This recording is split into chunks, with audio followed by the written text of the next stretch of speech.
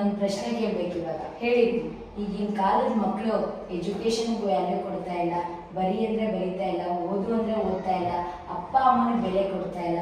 ಏನು ಮಾಡಿದ್ರು ಇದಕ್ಕೆಲ್ಲ? ಏನು ರೀಸನ್? ಇದಕ್ಕೆಲ್ಲ ನಾನೊಂದು ಪ್ರಶ್ನೆ ಕೇಳ್ತೀನಿ ಹೇಳಿ ಮಮ್ಮ. ಈಗ ಒಂದು ನಾವು ಎಜುಕೇಶನ್ ಮುಗಿಸ್ ಒಂದು 20 ವರ್ಷ ಆಯ್ತು ಅನ್ಸುತ್ತೆ. ಆಗಿದೆ. ಸೊ ಈ 20 ವರ್ಷದ ಮುಂಚೆ ಅಥವಾ ಒಂದು 10 ವರ್ಷದ ಮುಂಚೆ ನೀವು ಓದಿ ಬಿಟ್ಟಂತ ಪುಸ್ತಕಗಳನ್ನ ನೀವೇನ್ ಮಾಡ್ತಿದ್ರಿ ಮ್ಯಾಮ್? ನಾವು ಬೇರೆ ಯಾರಿಗಾದ್ರು ಕೊಟ್ಬಿಡ್ತಿದ್ವಿ, ಇಲ್ಲ ನನ್ನ ತಂಗಿ ಕೊಡ್ತಾ ಇದ್ವಿ, ಇಲ್ಲ ಯಾರು ಕೇಳೋರು ಅವ್ರು ಕೊಟ್ಬಿಡ್ತಿದ್ವಿ. ನೀನು ಓದುವಂತ ಪುಸ್ತಕನ ನೀನು ಓದಿ ಮುಗಿಸಿ ಬೇರೆಯವ್ರಿಗೆ ಏನ್ ಮಾಡ್ತಾ ಇದ್ರಿ, ಮತ್ತೆ ಓದ್ಲಿಕ್ಕೆ ಕೊಡ್ತಾ ಇದ್ರಿ. ನೀವೇನ್ ಮಾಡ್ತಾ ಇದ್ರಿ? ಆ ಪುಸ್ತಕಗಳಿಗೆ ವ್ಯಾಲ್ಯೂಸ್ ಕೊಡ್ತಾ ಇದ್ರಿ. ಇವತ್ತೇನ್ ಮಾಡ್ತಿದ್ದೀರಾ ಮ್ಯಾಮ್? ಪ್ರತಿ ವರ್ಷ ಪ್ರತಿಯೊಂದು ಮಗುಗೂ ಕೂಡ ಹೊಸ ಬುಕ್ಗಳನ್ನ ಕೊಡ್ತಾ ಇದ್ದೀರಾ, ಓದುವಂತ ಪುಸ್ತಕಗಳು ಅಲ್ವಾ? ಅದ್ರ ಅರ್ಥ ಏನು ಮ್ಯಾಮ್?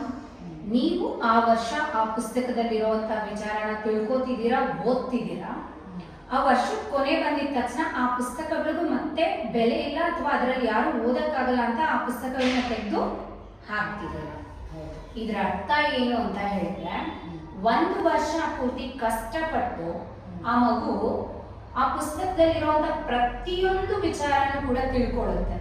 ಒಳ್ಳೇದಾಗಿರ್ಬೋದು, ಕೆಟ್ಟದಾಗಿರ್ಬೋದು, ಮಾರಲ್ ವ್ಯಾಲ್ಯೂಸ್ ಆಗಿರ್ಬೋದು, ಎಲ್ಲದನ್ನು ತಿಳ್ಕೊಂಡಂತ ಮಗು ವರ್ಷದ ಕೊನೆ ಅಂತ ಬಂದಿದ ತಕ್ಷಣ ಇದು ನನಗೆ ಯೂಸ್ ಇಲ್ಲ ಅಂತ ತಗೊಂಡೋಗಿ ಬಿಸಾಕತ್ತೆ, ಕಾಸು ಹಾಕ್ತಾರೆ, ತೂಕಕ್ಕೆ ಹಾಕ್ತಾರೆ, ಇಲ್ಲ ಮನೆಗೆ ಬೋಂಡಾ ವಡೆ ಮಾಡಿಬಿಟ್ಟು ಅರ್ಧ ಆ ಬೋಂಡಾ ವಡೆನ ಬುಕ್ಕಲ್ಲಿ ಇಟ್ಟು ಕೊಡ್ತಾರೆ. ಆದ್ರೆ ಅರ್ಥ ನೀವು ಮಕ್ಕಳಿಗೆ ಏನ್ ಹೇಳ್ಕೊಡ್ತಾ ಇದ್ದೀರಾ? ಈ ಪುಸ್ತಕದಲ್ಲಿ ನೀನು ಕಲ್ತಂತ ಪ್ರತಿಯೊಂದು ವಿಚಾರ ಕೇವಲ ಎಕ್ಸಾಮ್ ಬರೆಯೋಕ್ಕೆ, ಮಾರ್ಕ್ಸ್ ಅನ್ನ ಸ್ಕೋರ್ ಮಾಡೋದಕ್ಕೆ, ಸ್ಕೋರ್ ಮಾಡಿ ಅಚೀವ್ ಮಾಡಿದ್ಮೇಲೆ ಆ ಬುಕ್ಕಲ್ಲಿರುವಂತ ಪ್ರತಿಯೊಂದು ವಿಚಾರನೂ ಕೂಡ ನೀನು ತೆಗೆದು ಎಸ್ತು ಮುಂದಕ್ಕೆ ಹೋಗು ಅಂತ ಹೇಳ್ಕೊಡ್ತಿದ್ದೀರಾ. ಹಾಗಿದ್ರೆ ಈ ಬುಕ್ಕಲ್ಲಿರುವಂತ ಮಾರಲ್ ವ್ಯಾಲ್ಯೂಸ್ ನಿಮ್ಮ ಮಗು ತಲೆಗೆ ಹೋಗಿದ್ಯಾ? ಇಲ್ಲ.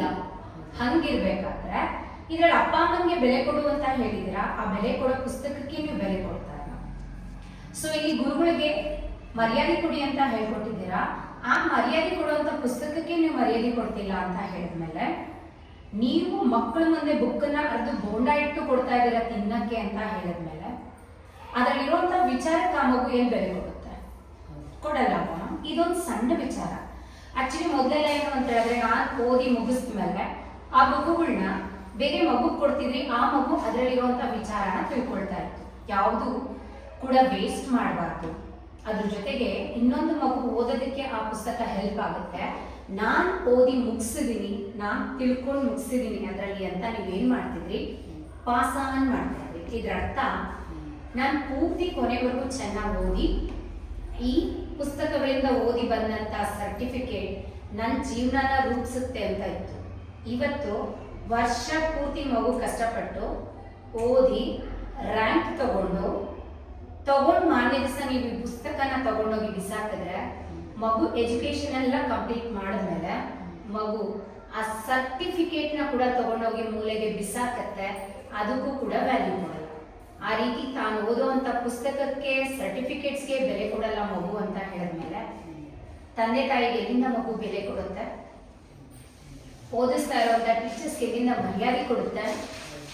ತಪ್ಪ್ಯಾವುದು ಸರಿ ಯಾವುದು ಅಂತ ಮಗು ಹೆಂಗ್ ಗೊತ್ತಾಗುತ್ತೆ? ಖಂಡಿತ ಗೊತ್ತಾಗಲ್ಲ ಅಲ್ವಮ್ಮ. ಫಸ್ಟ್ ಆಫ್ ಆಲ್ ಏನ್ ಮಾಡ್ಬೇಕು ಅಂತ ಹೇಳಿದ್ರೆ, ನಾವು ಓದಿಸ್ತಿರುವಂತ ಪುಸ್ತಕಗಳಿಗೆ ಮೊದಲು ಬೆಲೆ ಕೊಡ್ಬೇಕು, ಮಗುಗೆ ಬೆಲೆ ಕೊಡೋದನ್ನ ಕಲಿಸ್ಬೇಕು. ಆ ನಂತರ ಅದರಲ್ಲಿರೋ ವಿಚಾರಕ್ಕೆ ಮಗು ಬೆಲೆ ಕೊಡುತ್ತೆ. ಅದರಿಂದ ಪಡ್ಕೊಂಡಂತ ಶಕ್ತಿ, ಆ ಸರ್ಟಿಫಿಕೇಟ್ಗೆ ಮಗು ಬೆಲೆ ಕೊಡುತ್ತೆ, ತನ್ನ ಜೀವನನ ರೂಪಿಸ್ಕೊಡುತ್ತೆ. ಫಸ್ಟ್ ಆಫ್ ಆಲ್ ನಾವು ಈ ಒಂದು ಸಣ್ಣ ವಿಚಾರದಲ್ಲೇ ನಾವು ಇಷ್ಟೆಲ್ಲ, ಯಾಕೆಂದ್ರೆ ನಾವೆಲ್ಲ ಇವಾಗ ತುಂಬಾ ಚೆನ್ನಾಗಿ ದುಡ್ಡು ಕಾಸು, ಯಾವ ತಂದೆ ನೋಡಿ ಯಾವ ತಾಯಿ ನೋಡಿ ಫೆಸಿಲಿಟೀಸ್ನ ಕೊಡಬೇಕು ಅಂತ ಕೊಡ್ತಾ ಇರೋದ್ರಿಂದ ಆ ವಸ್ತು ಬೆಲೆ ಗೊತ್ತಿಲ್ಲ, ಅದರಲ್ಲಿರುವಂತ ವಿಚಾರದ ಬೆಲೆ ಗೊತ್ತಿಲ್ಲ, ಯಾವುದೇ ಒಂದಕ್ಕೂ ಕೂಡ ಮಕ್ಕಳು ಬೆಲೆ ಕೊಡ್ತಾ ಇಲ್ಲ. ಇದು ಕಾರಣ. ಇದೊಂದು ಸಣ್ಣ ವಿಚಾರ ಅಷ್ಟೇ. ಸೊ ಇದೇ ರೀತಿ ಊಟ, ಬೇರೆ ಬೇರೆ ವಿಚಾರಗಳು, ಬಟ್ಟೆ, ನೀವು ನಿಮ್ಮ ತಂಗಿ ಕೊಡ್ತಿದ್ರಿ, ನಿಮ್ಮ ತಂಗಿ ಇನ್ನೊಂದು ಮಗು ಕೊಡ್ತಿದ್ರಿ. ಈಗ ಹಂಗಿಲ್ಲ. ಈ ವರ್ಷ ನೀನು ಹಾಕಿದ ಯೂನಿಫಾರ್ಮ್ ನಿಂದಷ್ಟೇ, you will be throwing for next year. So ಅದನ್ನ ಬೇರೆ ಯಾರು ಬಳಸೋದಿಲ್ಲ. ಹಂಗಿದ್ದಾಗ ಯಾವುದೇ ಒಂದು ವಸ್ತುಗೂ ಬೆಲೆ ಇಲ್ಲ. ಮೌಲ್ಯಕ್ಕೂ ಬೆಲೆ ಇಲ್ಲ, ಯಾವುದಕ್ಕೂ ಬೆಲೆ ಇಲ್ಲ ಅಂತ ಆಗಿರೋದು ಕೇವಲ ಮೌಲ್ಯನೇ ಇಲ್ಲದಂತ ದುಡ್ಡಿಲ್ಲ.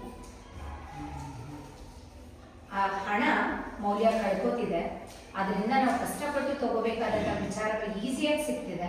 ಹಾಗಾಗಿ ಎಲ್ಲೂ ಬೆಲೆ ಇಲ್ಲ. ಅದಕ್ಕೆ ನೀವು ಬೇಜಾರು ಮಾಡ್ಕೊಳ್ಳೋ ಅವಶ್ಯಕತೆ ಇಲ್ಲ. ಅಟ್ಲೀಸ್ಟ್ ಇನ್ನು ಮುಂದೆ ನಿಮ್ಮ ಮಕ್ಳಿಗಾಗಿರ್ಬೋದು, ನಮ್ಮ ಸ್ಕೂಲ್ ಮಕ್ಳಿಗಾಗಿರ್ಬೋದು ಸ್ವಲ್ಪ ವ್ಯಾಲ್ಯೂ ಕೊಡೋದನ್ನ ಕಲಿಸ್ಕೊಡ್ಬೇಕು.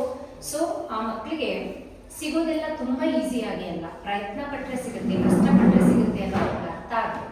ಅದನ್ನ ಕಲಿಸೋದಕ್ಕೆ ನಾವೆಲ್ಲ ಪ್ರಯತ್ನ ಮಾಡ್ತೀವಿ. ಓಕೆನಾ?